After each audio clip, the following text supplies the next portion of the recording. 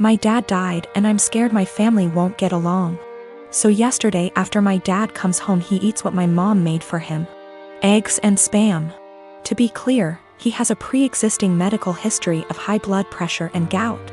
First found out when he was admitted to the hospital in 2015 when he fell ill, and we basically had to force him to go to the hospital BC he didn't want to go.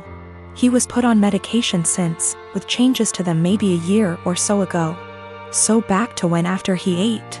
My half-sister heard a thud around 740-ish and told me to check BC. She thought maybe my parents are arguing.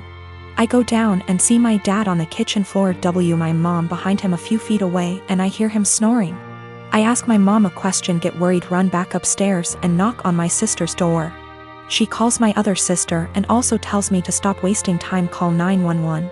I was scared and frantic. I wish I called 911 or saw him when he came in so I could maybe have called sooner. They get frantic too and we all start yelling at each other and I try to maintain order also as I'm talking to 911 person.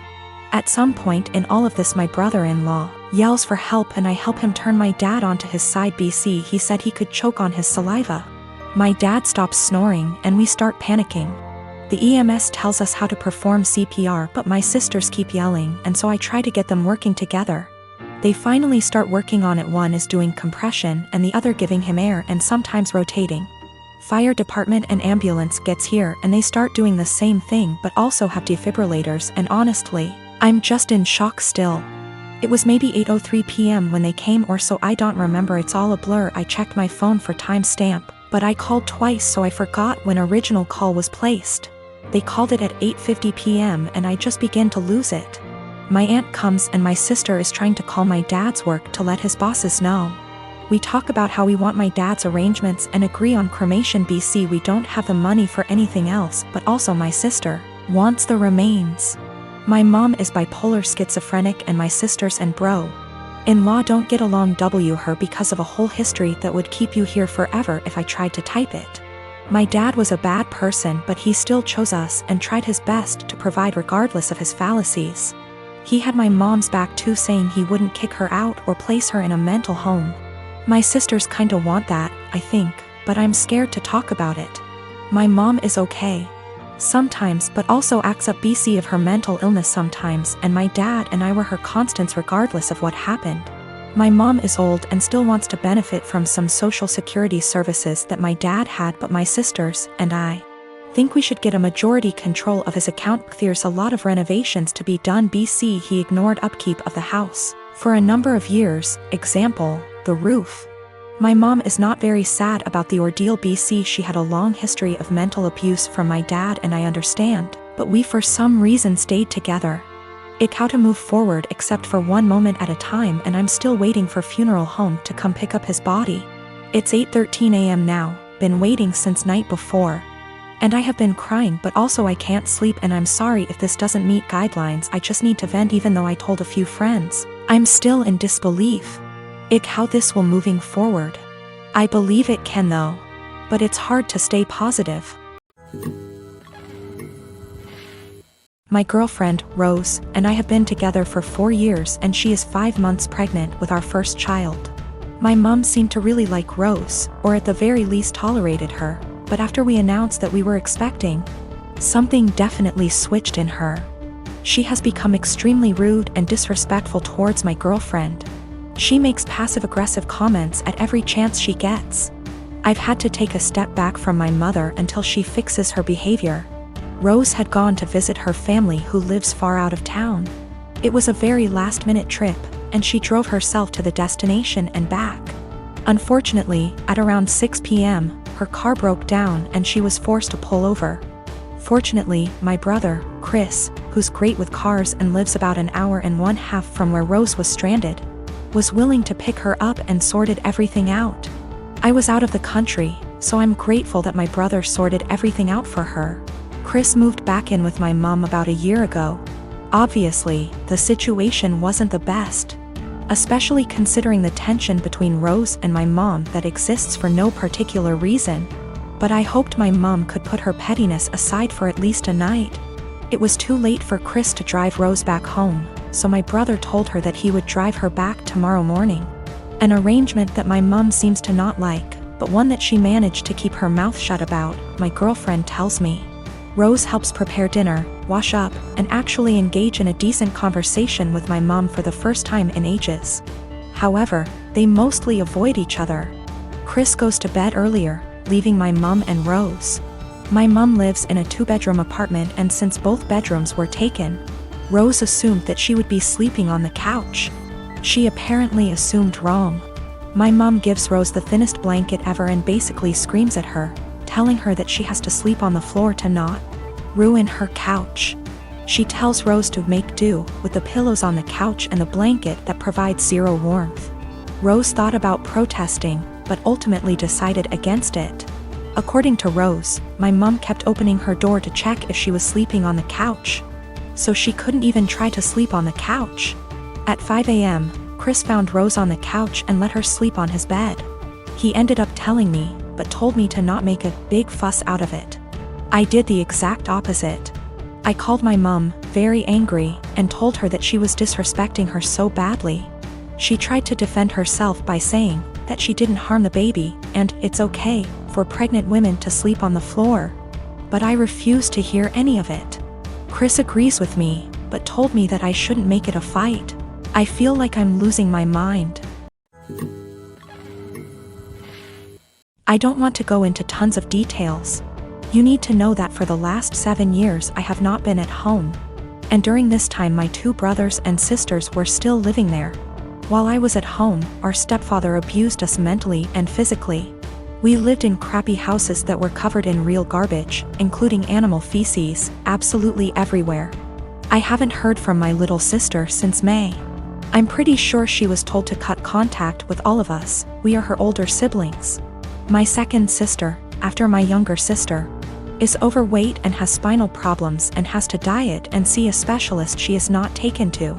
I told the social worker that I wanted to check on them because they were in a sorry state and because I'm not sure if there is still any physical or psychological abuse going on in the house.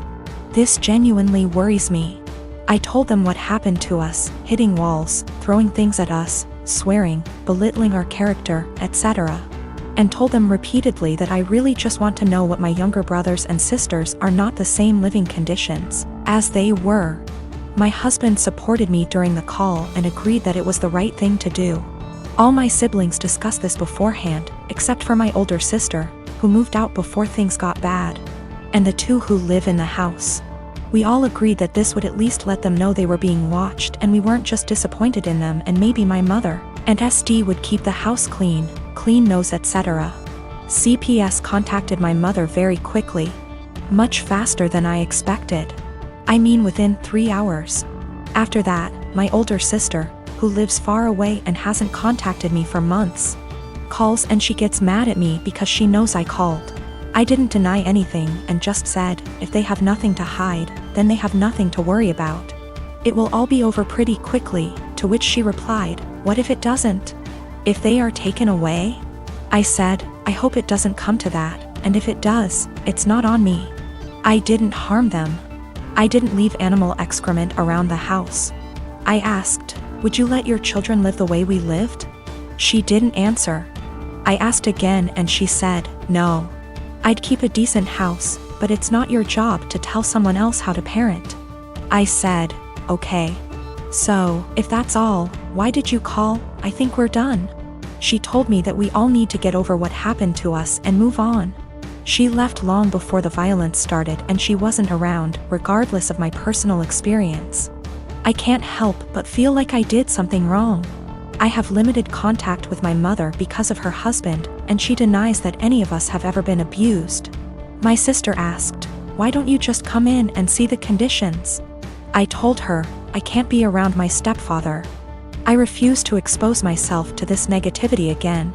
Even though my husband and siblings agree that it was the right thing to do, I still can't help feeling wrong because of it.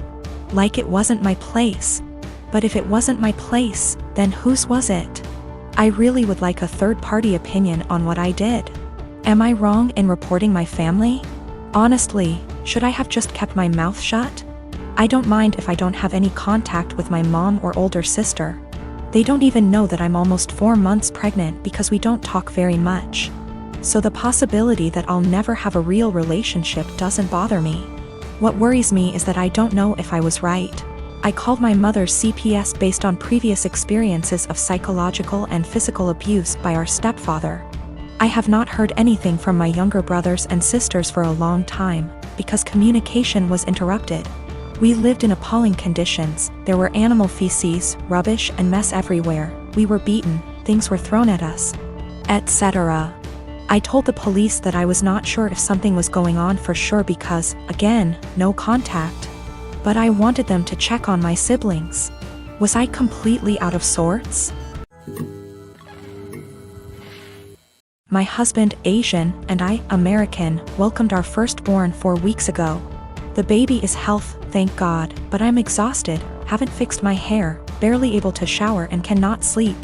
My husband's family had been pressuring us to visit to meet the baby. I tried to hold them off as much as I could, but yesterday, I was surprised to find them standing on the porch. Turns out hubby invited them for dinner. I was embarrassed and felt like I wasn't ready for visitors, judgmental ones at that, cause the house was a mess, y'all. Anyways, my husband sat with them while I fed my son. Then later I asked my husband if we should order takeout for dinner. He said no, because his parents would find this rude and unwelcoming. He suggested that I go inside the kitchen and prepare something, anything long as it's homemade. I said fine, then went and made some mac and cheese. The reason I prepared this meal is because of how easy it is.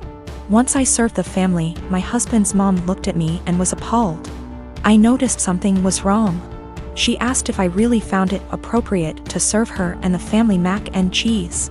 I asked why not, and she went on a rant about how disrespectful this was and that I clearly have no experience in what is right and wrong when it comes to hosting. I said, excuse me? Who said I signed up to host an expected visit from them? And she took it as in I didn't want them there. Her husband said they were just there to finally see the baby that I kept them from seeing for an entire month. That's a whole month of his life they missed out on. We had an argument and they decided to go home. My husband said that deciding to serve his family mac and cheese was more offensive than serving them nothing at all. I told him I was too exhausted to cook their traditional feasts that I was forced to learn from his mom. He took offense and said that I was being mean and disrespectful towards not only his family but his culture. I went inside the bedroom to stay with my son. My husband stayed on the phone with his family for an hour, then kept giving me the cold shoulder, and refused to eat what I cook in support of his family. I understand how some guests might find it offensive, especially his family, but I was just trying to make a quick homemade meal like my husband wanted.